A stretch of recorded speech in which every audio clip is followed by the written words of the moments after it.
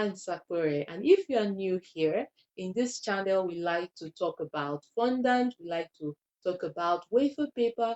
I love to talk about recipes, and I just love to generally work with everything that has to do with cake. So today, we are going to be talking about baking powders. But if this is your first time of being with me and you are ready to roll with me, you like what I've mentioned before, please look below and click on the subscribe button. And while you are there, you see a tiny little bell beside it. Also, click that notification bell so that you know when I post awesome videos like this, and I always post them beautiful videos, okay? And you can give us a thumbs up, drop your comments. I love to hear from you. I always reply. I always reply. If I don't reply you, that means I have not read it yet. And I definitely reply to all comments. Trust me, I do. So drop a comment. I'd love to hear from you. Give us a thumbs up and share the videos to your friends and family. There is joy in sharing. So let's go straight ahead to the topic for the day. So we are going to start with first, what is baking powder? All bakers know what baking powder is, right? They may not be able to define it. We are not here to talk about definitions. Definitely not. This is not a chemistry class, but we'll just talk about it in the most simplest way that we can. So, baking powder is a leavening agent. That is the simplest way that I can say it or define it. It is a leavening agent, okay? And it is used to make our doughs and butter rise. That's basically what it is. But if you want to go deeply into what baking powder is, you could also say baking powder is a leavening agent that is made up a of sodium bicarbonate. Okay, sodium bicarbonate is an alkali. Okay, baking powder contains alkali and it contains a weak acid, and that weak acid could be, what is it called? Calcium acid sulfate, okay, or cream of tartar. So if you look on my screen, you'll see the full definition of what baking powder is. So we are also here today to talk about types of baking powder. Some of you didn't know, most people didn't know. I didn't know until most recently, about a year back, that baking powder has types. Okay, if you go to the market, you just buy baking powder because baking powder is written on it, but we are just going to be talking about the types. So baking powder has double acting, one that is called double acting, and the one that is called single acting. Now under the single acting, we have what they actually call tartrate and phosphate.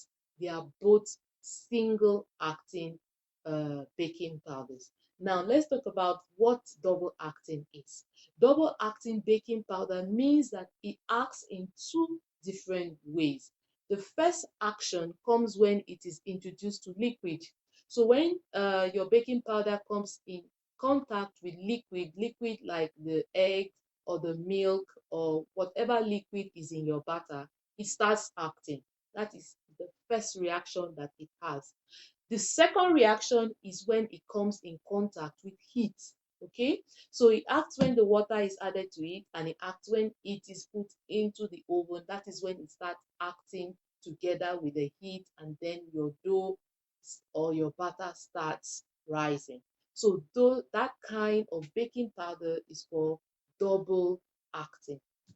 Then we have the single acting, which, like I said, is has tartrate and it has phosphate. Okay.